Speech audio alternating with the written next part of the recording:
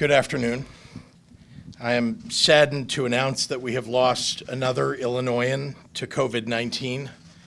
She was a Cook County resident in her 70s. My thoughts today are with her family and her friends. May her memory be for a blessing. As this epidemic has progressed, we've had to make some hard decisions. I'd like to take a minute to give you a window into my decision-making because I think you have a right to know why I've taken the actions that I've taken. You have a right to the truth, as difficult as it may be to hear, because you can bear it. Over the last few weeks, I've reached out to and relied upon some of the best medical experts, epidemiologists, mathematicians, and modelers to help me understand what the progression of this disease will look like in Illinois. My bedrock has been to rely upon science, real, actual science around infection rates and potential mortalities. In my discussions with these experts, I've asked for honesty and hard truths. I asked that choices and consequences of those choices be laid out for me as clearly and starkly as possible. I've asked every one of these experts, what action can I take to save the most lives? Well, they've come back to me with one inescapable conclusion. To avoid the loss of potentially tens of thousands of lives, we must enact an immediate stay-at-home order for the state of Illinois. So that is the action that I'm announcing today. We have looked closely at the trajectory of this virus in countries like Italy and China. Left unchecked, cases in Illinois will rise rapidly. Hospital systems will be overwhelmed. Protective equipment will become scarce. And we will not have enough healthcare workers or hospital beds or ventilators for the overwhelming influx of sick patients. The only strategy available to us to limit the increase in cases and ensure our healthcare system has capacity to treat those who become ill is to mitigate the spread of coronavirus in the most robust manner possible. I don't come to this decision easily. I fully recognize that in some cases, I am choosing between saving people's lives and saving people's livelihoods. But ultimately, you can't have a livelihood if you don't have your life. Of all the obligations that weigh on me as governor, this is the greatest.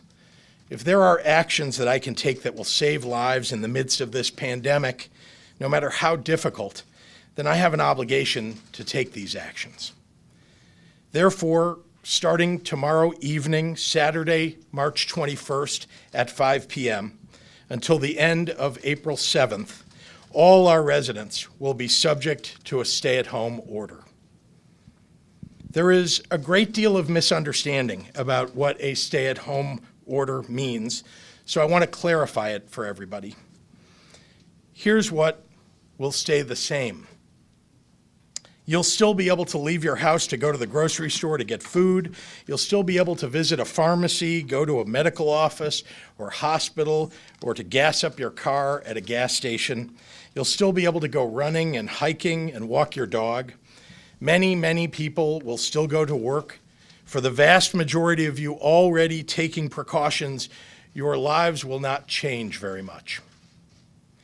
There is absolutely no need to rush out to a grocery store or gas station. On Sunday and Monday and Tuesday and every day thereafter, those will be available to you.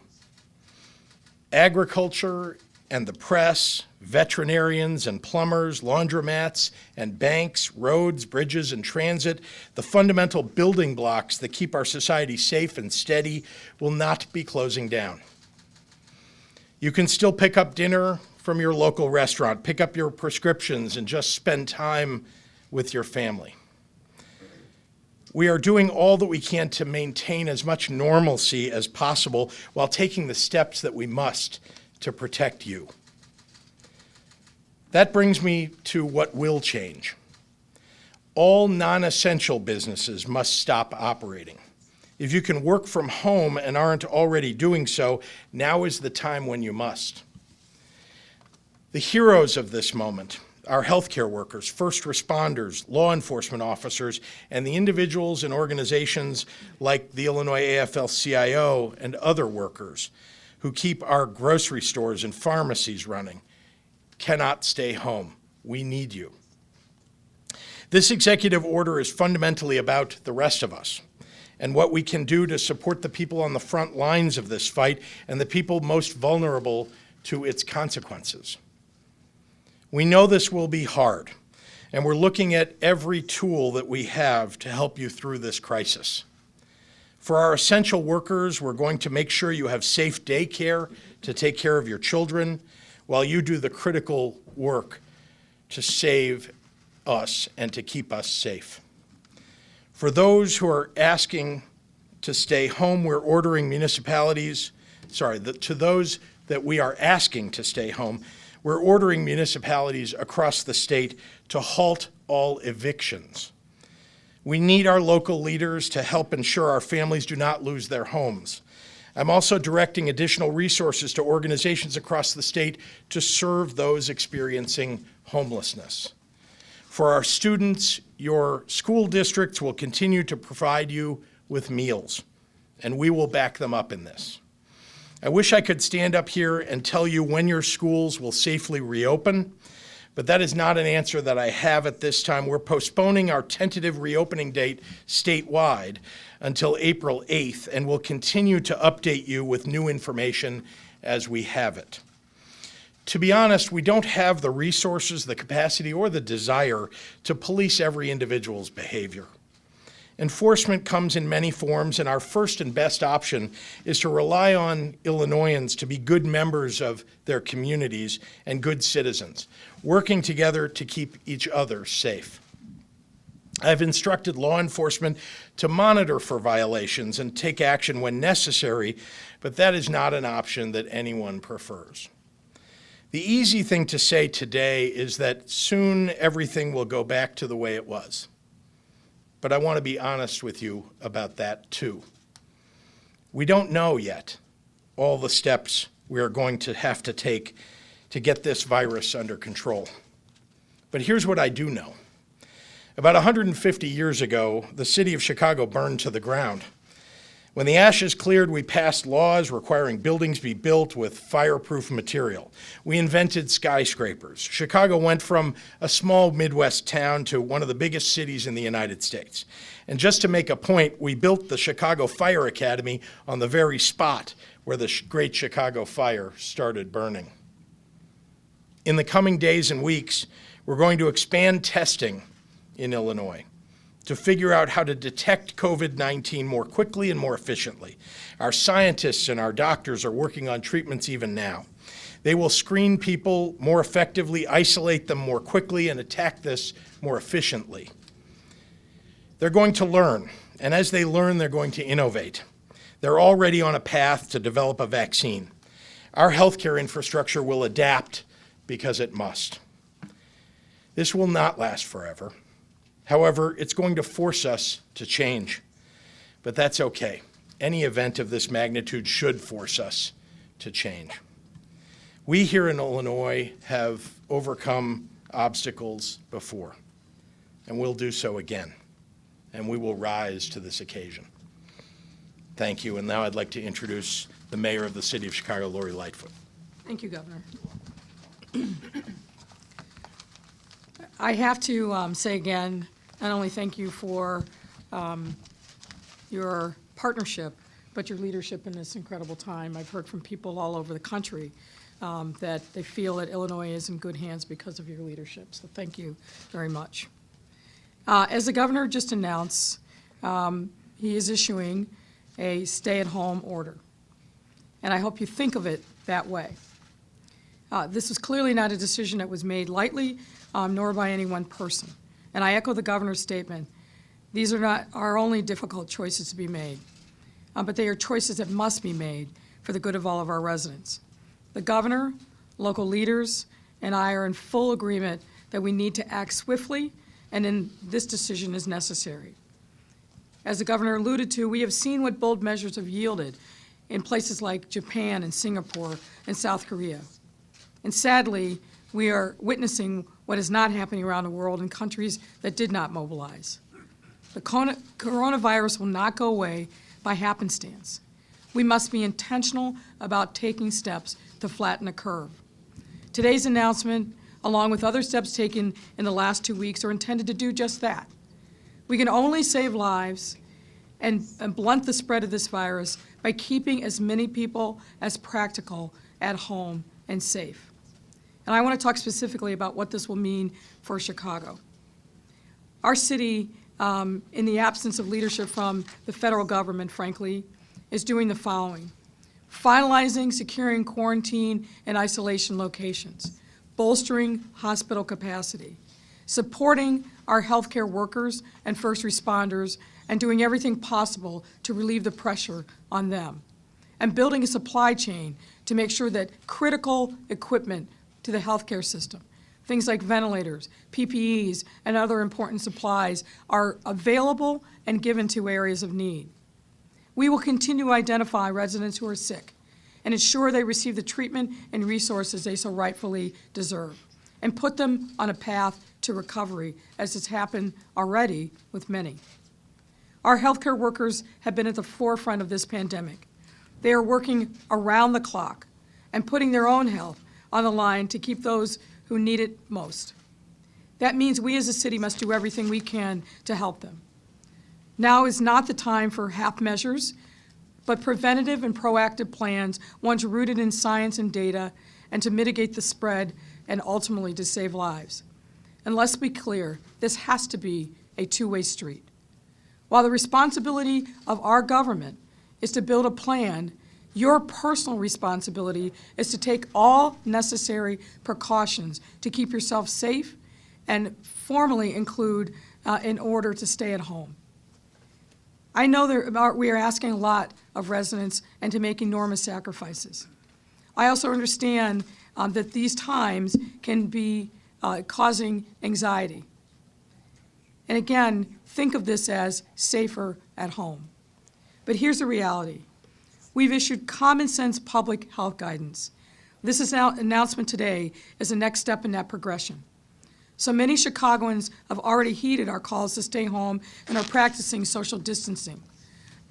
For those residents, today's announcement won't drastically change the day-to-day changes you've already taken. But while many have listened, some have not. And it's clear that the time is now for us to be very definitive in telling people that you must stay home. The governor already explained what this order is and what it requires from each of us. And I want to say and be clear, this is not a lockdown or martial law. As the governor said, and I want to reiterate, Chicago's grocery stores, pharmacies, and clinics will remain open. And there's absolutely no need to change your normal purchasing patterns. What I mean is, do not take this direction as a reason to run to the stores, buy everything in sight, and hoard vital supplies.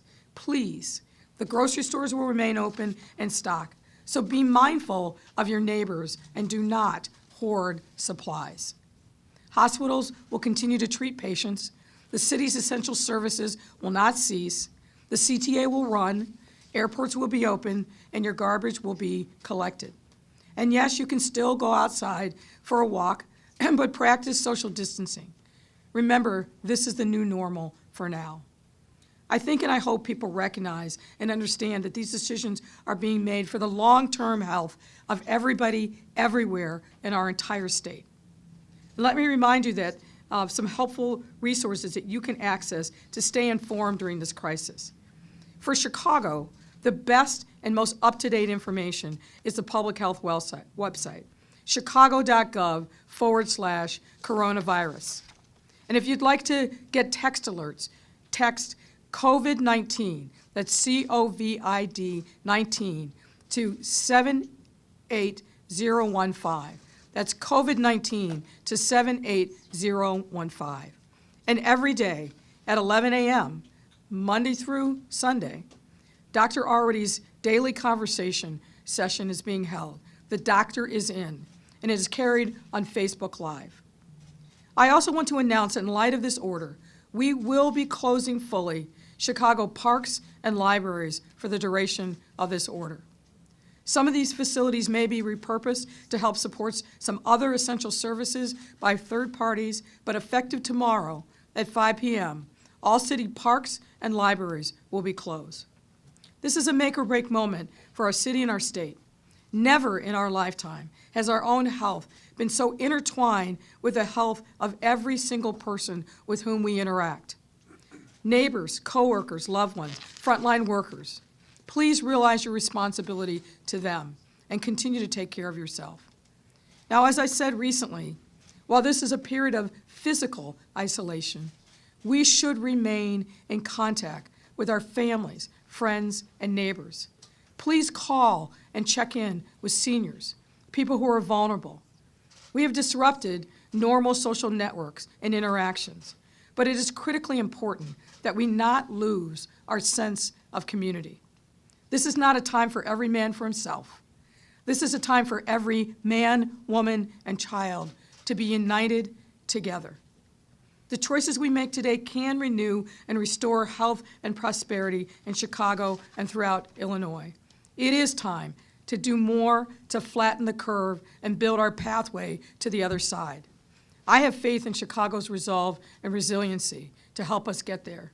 Thank you very much. Governor? Thank you, Mayor, very much for your remarks. And ladies and gentlemen, I have over time been relying upon experts both here in Illinois and across the nation. The research that they've done, the work that they've done has guided me in many of the decisions that I have made. I thought it would be important to have one of those experts here today that's outside of our Department of Public Health, who has some very important guidance and background on why this order is so important. And so I've asked the lead epidemiologist at University of Chicago Medicine to join us here today, Dr. Emily Landon.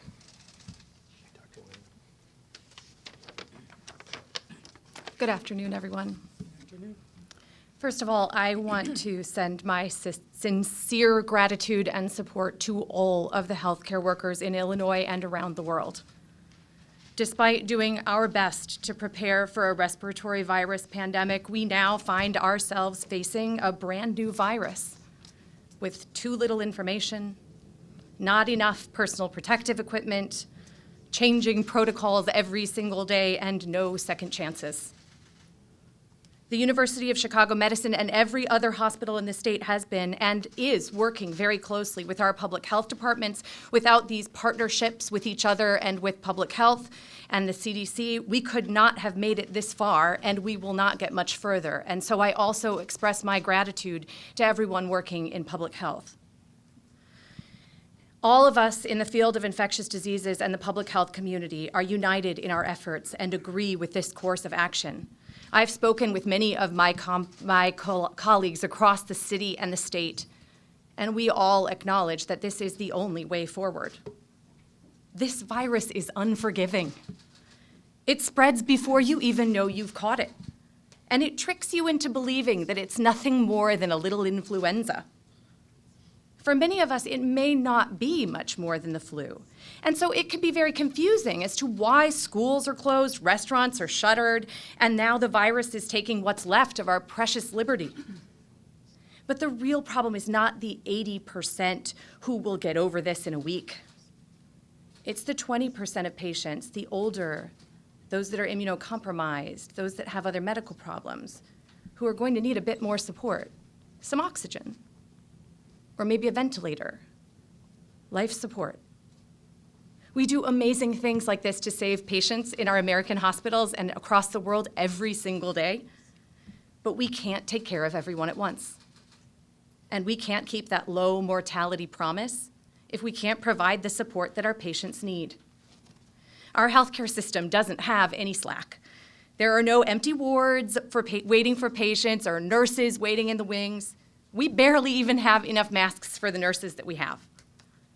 Looking back to the last time we were limited tools and having a dangerous infection spread quickly was the beginning of the 1918 pandemic. 2 cities in America made different choices about how to proceed, and when only a few patients were affected. St. Louis shut itself down and sheltered in place. But Philadelphia went ahead with a huge parade to celebrate those going off to war.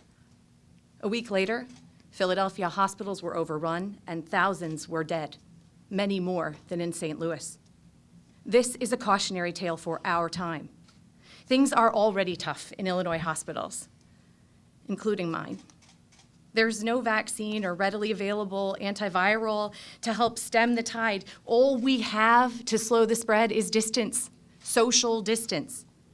And if we let every single patient with this infection infect 3 more people, and then each of them infect 2 or 3 more people, there won't be a hospital bed when my mother can't breathe very well, or when yours is coughing too much. So in my house, we've made a lot of sacrifices. We don't go out anymore. This is the first time I've left my house in some days because I'm leading our efforts and emergency planning from my home. My son has traded in sports, a science conference, and the 5th grade bake sale for puzzles, e-learning, and some video chats. This isn't the life any of us expected, and certainly there are others who will make much greater sacrifices. And there are many more disappointments to come. But this isn't going to be forever, like the governor said. It will last longer than any of us want it to. But in the end, we will look back and see it as just a piece of what happened in our whole lives. And we have to remember that. How can soccer or book club be so dangerous? Why ask so much of people for just a few hundred cases? Because it's the only way to save those lives. And now is the time. Because the numbers you see today in the news are the people that got sick a week ago. And there are still people today who got sick today who haven't even noticed that they've been sick yet. They picked up the virus, and it will take a week to see that show in our numbers. Waiting for hospitals to be overwhelmed will leave the following week's patients with nowhere to go. In short, without taking drastic measures, the healthy and optimistic among us will doom the vulnerable. We have to fight this fire before it grows too high. These extreme restrictions may seem, in the end, a little anticlimactic, because it's really hard to feel like you're saving the world when you're watching Netflix from your couch. But if we do this right, nothing happens. Yeah. A successful shelter in place means that you're going to feel like it was all for nothing. And you'd be right. Because nothing means that nothing happened to your family. And that's what we're going for here. Even starting now, we can't stop the cases from coming fast and furious, at least for the next couple of weeks and in the short term. But with a real commitment to sheltering in place and a whole lot of patience, we can help protect our critical workers who need to use public transportation in order to safely get from where they need to go. We can give our factories time to ramp up production of all that PPE so that we have enough masks to last.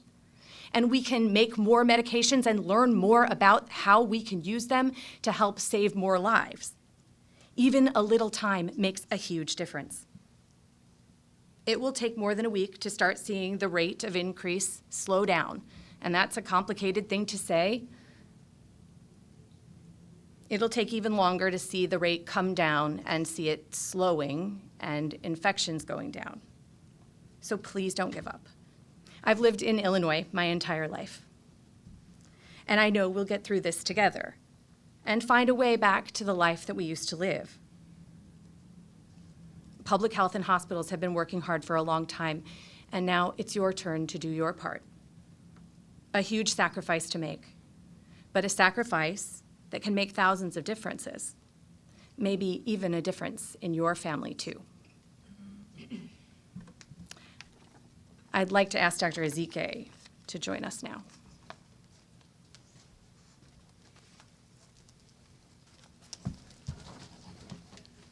Good afternoon, and thank you, Dr. Landon, for that impassioned plea. Thank you. I think your message will ring loud across everyone's ears who heard that. As the governor mentioned, I am saddened to announce another individual in Illinois with the coronavirus who has passed away. And that individual was a resident of Cook County who was in her 70s.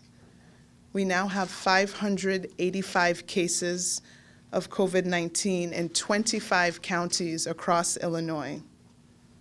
As the number of COVID-19 cases being reported continues to rise every single day, the state of Illinois is working to increase testing capacity by working with Illinois hospitals to implement testing within their facilities. We want to strengthen the testing capacity in Illinois by helping hospitals and laboratories to develop their own testing ability, and we expect to have these tests available within the healthcare system in the next few weeks.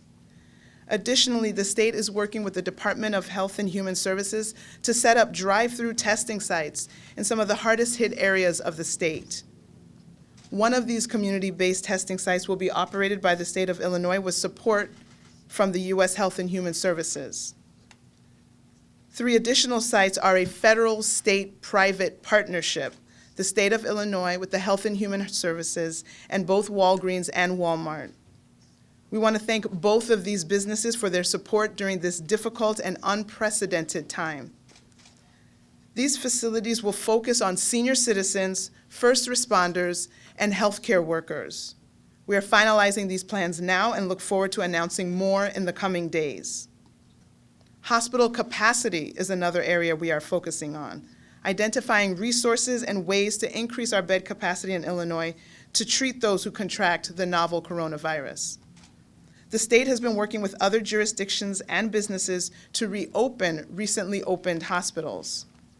We are currently doing assessments at different hospitals in Illinois to determine the current condition of the facility, the medical resources available, staffing levels, and what else might be needed to open these facilities in order to provide medical care for individuals with COVID-19. Additionally, we have worked with our federal partners to develop guidance for hospitals to adopt telehealth protocols so that individuals with mild respiratory symptoms can talk to a healthcare provider before seeking medical care and possibly infecting others in the process.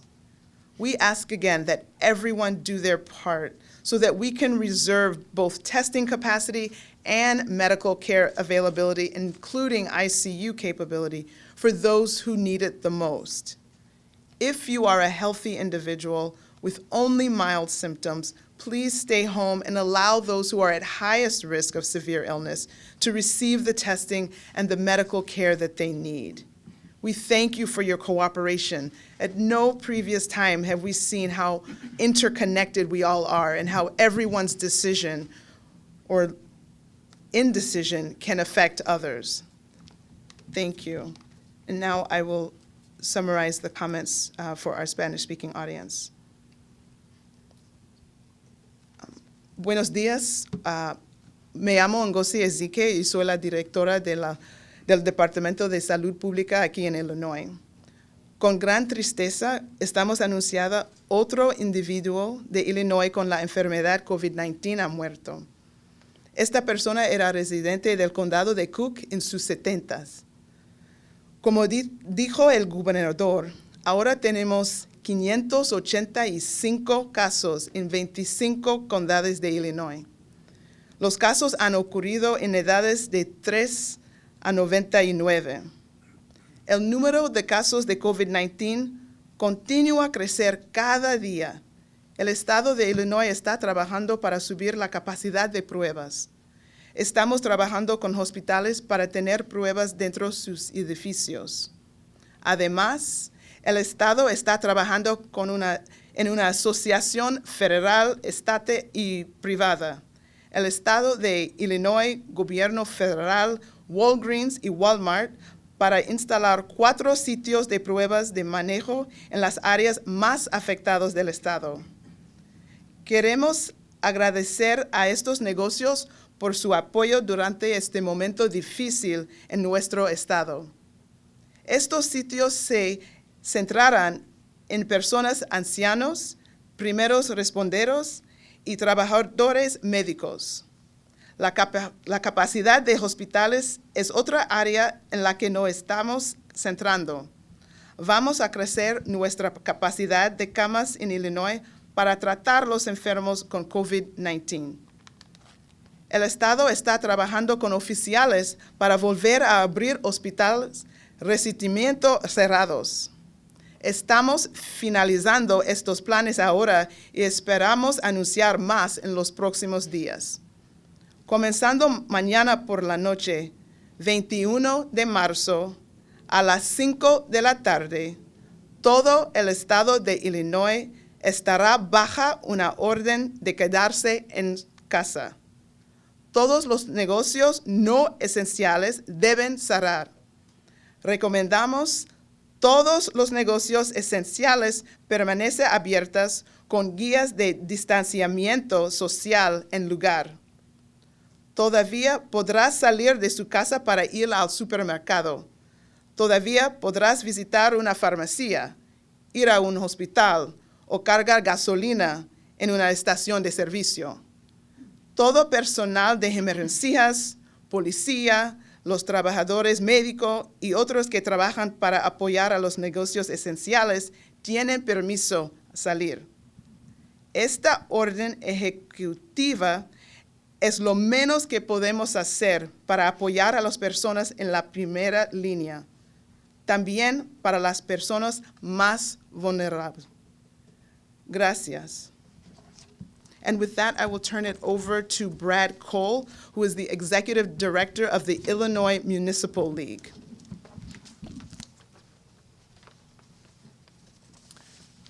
Thank you, Dr. Ezike. On behalf of the 1,298 cities, villages, and towns throughout Illinois, all represented by the Illinois Municipal League, we stand in support of the governor's actions today, and we will fully cooperate to administer the local aspects of managing compliance and enforcement during this critical time. Mayors, village presidents, town presidents, aldermen, council, and board members across this state, from Chicago to Cairo, from Quincy to Danville, were elected to provide for and protect the health, safety, and welfare of their communities and their constituents. The governor's executive orders, previously and today, do just that. Local governments and local elected officials are the closest to the people, and we will get the most questions and conflicts while implementing these important steps. We ask for patience and understanding as residents encounter local public safety, public works, and other first responders during this time. We will share as much information as possible at all times with the public, and we will maintain openness and accessibility throughout.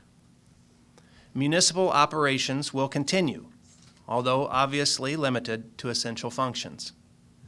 Community leaders prepare for and handle natural disasters and unknown events as best we can, and this is no different. Thank you. And at this time, I'd like to introduce Dan Cronin, Chairman of the DuPage County Board.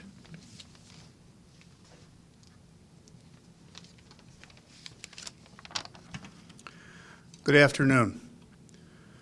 Over the past several weeks, the governor and local leaders have been forced to make difficult decisions that disrupt our routines, our businesses, our lives, trying to make the best choice in a series of tough choices. When we consider the impacts on business and the economy, when we try to strike just the right balance, when we acknowledge the costs to families, to employers, our workforce, and our entire community, we must always remember that our first obligation as public officials is to protect the health and safety of our citizens during a public health crisis. These are people's lives. Today's actions represents a sincere bipartisan effort to fulfill the responsibility government has to the public to combat the spread of COVID-19 while at the same time preserving the operations of essential businesses and our local economy as much as possible. Please know our decisions are not made lightly. I sincerely appreciate the governor reaching out to me to learn more about the needs of our county, our municipalities, and our business community. We've worked very hard to create a balanced, measured, thoughtful approach. This is a great example of Illinoisans coming together in the face of a serious challenge.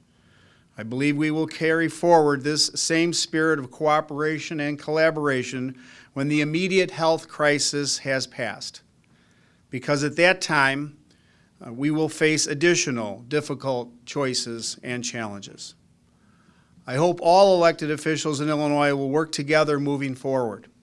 When it's time to reopen, restore our commercial equilibrium, come out of this crisis, and get everyone back to business, back to building our Illinois economy. Better days are ahead, but together we seek everyone's cooperation now as we act as one Illinois, united to weather this storm, united as we must be, prioritizing people's lives and their health. Nothing is more important. And with that, the governor will answer some questions.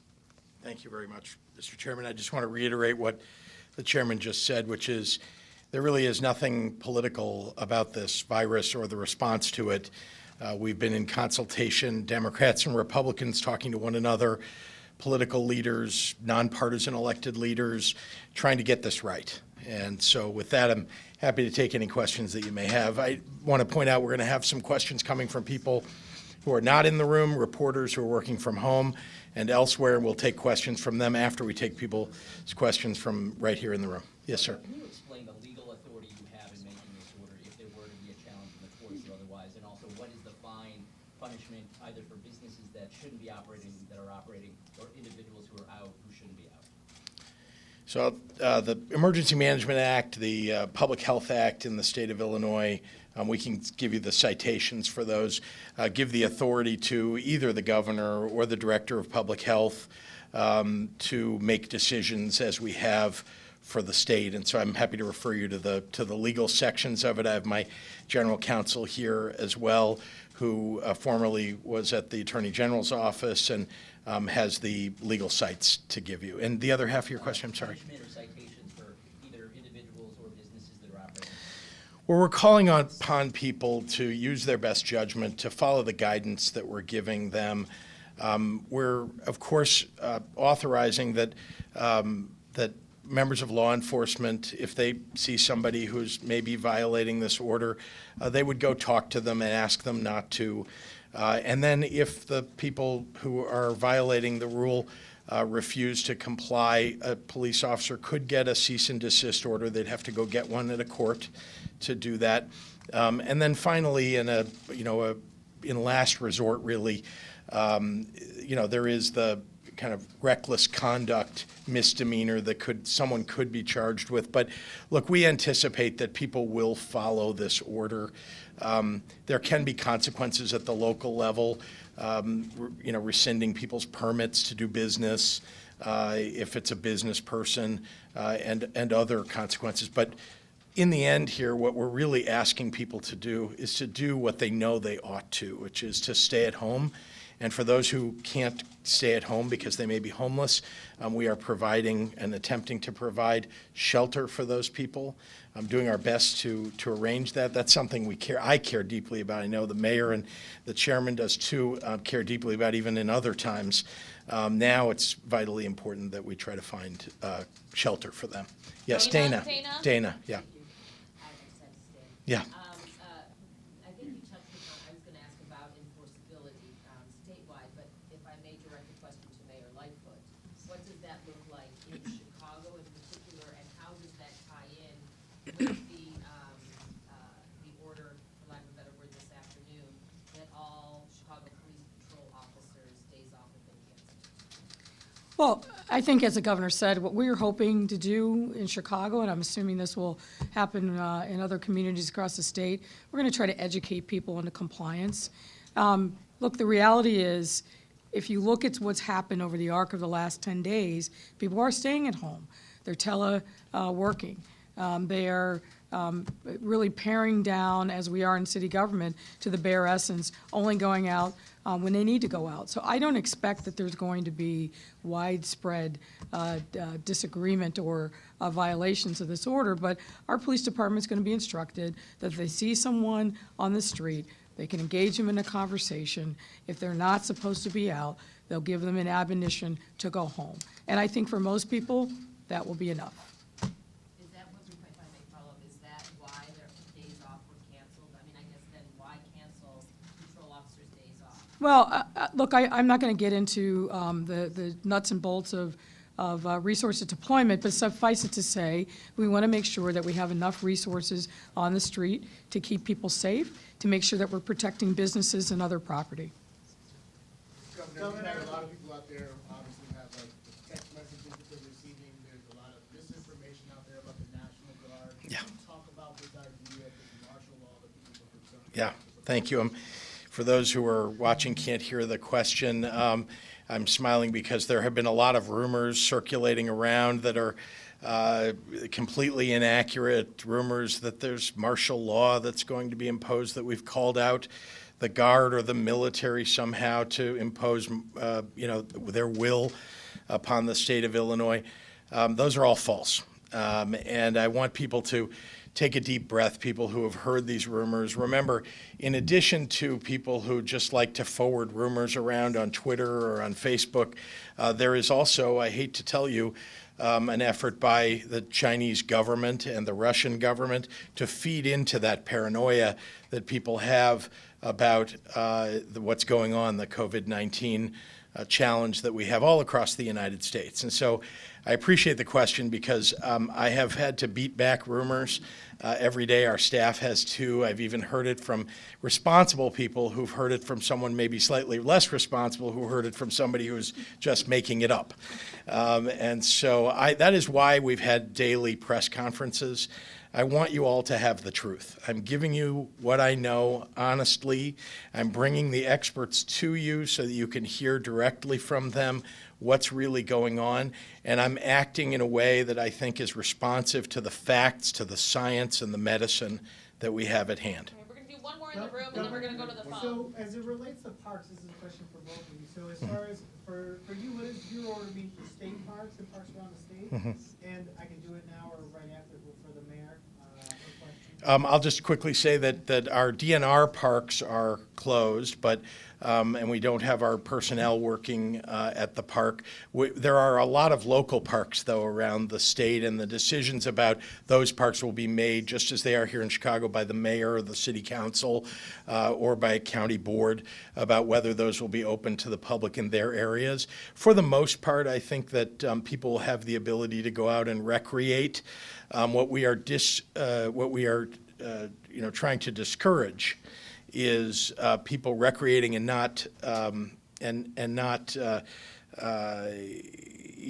getting together. We want people not to get so close together that they're violating this kind of 6-foot rule. We want social distancing. You can still go out and enjoy the outdoors. You can walk your dog and so on. We just want people to be extra careful when they're out, to be respectful of all the other people that are out and about. So I'm happy to turn over to the mayor. Yes, sir. And Mayor, how does this apply to like Millennium Park? Can people still walk around Millennium Park? Yeah, they can certainly walk around in the park space. We're not cordoning off the park space, but what we're saying is that the facilities that have been open, whether it's parks or libraries, are going to be closed starting tomorrow at 5 o'clock. Okay, and we're gonna turn to questions from the phone. What does this mean for domestic travel into and out of Illinois? Should delivery service workers still report to work? The question, I think everybody can hear you. The answer to the question is that delivery workers should still show up to work. We need people to show up to deliver. There are so many things that need to be delivered. Our supply chain needs to continue. I even mentioned in my remarks about restaurants, making sure that their delivery services are available to people. So we would encourage people, in fact, who have delivery jobs to make sure that you're checking in with your employer. But we are, in fact, that's an essential function for our state and for all the cities, municipalities, counties across our state. Is there help available for caring for the children of essential workers? Yes, so we are working very hard to provide child care, especially for essential workers. We want to make sure that we're standing up. Remember, we don't want to put too many children or child care workers in the same room together in the same facility. So we're actually working to provide the right size, small sizes of perhaps a half a dozen children especially for our healthcare workers, I want to point out. And I would like to just make a special plea as the mayor was suggesting, that our healthcare workers are really on the front lines here. So whatever you can do to make their lives easier, including helping them with childcare, helping them with getting groceries perhaps, and dropping them off at their door, I would very much appreciate that. I know they would appreciate that, and you'd really be doing something important for our state. Are there any plans currently in place for the Department of Juvenile Justice to let the 225 youth held in juvenile detention centers to return home? It seems like it would be a much easier calculation than for the adult prison population. We have a Department of Juvenile Justice in the state. We do not have very many kids who are in those facilities in general. It's a little over 200, as was suggested. We are making sure to maintain social distancing in those facilities. And, where we can, we're certainly going to look at the possibility of those kids being allowed to return home. But most importantly, we want them to have shelter. We want them to be safe and healthy. We're going to work very hard to make sure that happens, especially for those children. And what about DOC? So DOC, obviously, a slightly more complex issue. The Department of Corrections, though, is something that we've looked very closely at. There are obviously people who are held in confined spaces, in cells, in prisons, and we know that there is a risk, as there is anywhere where you might put a lot of people together, that there would be an infection. And so we're working very hard to make sure there are areas for segregating people who may get the flu or get a cold or some other condition that, if COVID-19 was something that might infect them, there wouldn't be a comorbidity, as they call it. And so we're working hard in our prisons to make sure that happens. And as I mentioned at a point in an earlier press conference, we're also looking at the possibility of people with nonviolent offenses who have served much of their time, that the possibility of alleviating some of the burden in the Department of Corrections by allowing them to be paroled with a lot of conditions associated with that. Mayor, Governor, have either of you or anyone close to you or on senior staff been tested for coronavirus? What precautions are you taking as you're faced with governing through this crisis? My staff, thank goodness, has been healthy. We had somebody who went home not feeling well at one point, and ultimately she was tested and tested negative. She's back at work. She feels fine now. We've all been practicing social distancing. We've been, I think, doing a good job of, we've let a lot of our staff work from home. So there are not very many of us. There's a core group that are working in the governor's office, but everybody that works in the governor's office is working from somewhere, if not in the governor's office. In terms of myself, I mean, I'm working day and night. We're all working hard. I think as hard as we work, we know that we have a mission here of keeping people safe, and so I'm going to continue to do that. But I am practicing, I think, the proper distancing and rules that I think we've given to everybody else. Yep, the mayor. I'm sorry. There's nobody on my team that I'm aware of that has tested positive. Obviously, we've had city workers who have. In each instance where that's happened, we've done the kind of public health investigation that we would do with anybody else, which is in the Department of Public Health immediately digs in, talks to them, talks to their coworkers. We take the immediate cleaning precautions to make sure that we're keeping the rest of their coworkers safe. What we've told folks is, as we've been paring down to essential services, a lot of our workforce is working from home, like with the state. And I don't think you can walk more than a couple feet in my office if there's not a hand sanitizing dispenser of some sort. So, as the governor said, we know it's critically important for us as leaders to remain healthy, trying to get as much sleep as we can. I don't do enough exercise in good times, so, but we are trying to do walks and make sure that we have some time during the course of the day just to have downtime and decompress from everything that's going on. Okay, this will be our final question. You've said this order is until April 7th, but how do you know it might not go longer than that? Look, I think you've seen that we've had to work quickly, act, with haste, based upon the information that we're given, guidance by the CDC, what the experts are telling us. So I'm not going to tell you, as I said earlier, I'm not going to tell you that I know that the end of April 7th is that is in fact ultimately the end date. We believe that gives us time, and again, I've spoken with the experts, Dr. Landon, for example, and others. We believe that gives us time to see whether or not this social distancing and this stay-at-home order is having the desired effect of bending the curve. It begins to help us determine that, and then we will, as the days go on, as we have all along, we'll keep you informed. We'll tell you what we're thinking, and ultimately, if we need to, we'll make a decision as we approach that date. I just want to add that I'm very, very grateful. Once again, I want everybody here to know how hard our staffs, the mayor's staff, the chairman's staff, the Illinois Municipal League and all the members, the mayors, people are working very long hours to make sure that they get this right, that we have the right information and that we do what's right for the people who we represent. And so I just want to express my gratitude because this is, I think, one of the hardest periods of time that anybody who works in state government has gone through. And you should all be proud of the public servants who serve you every day. So thank you very much. Thank you.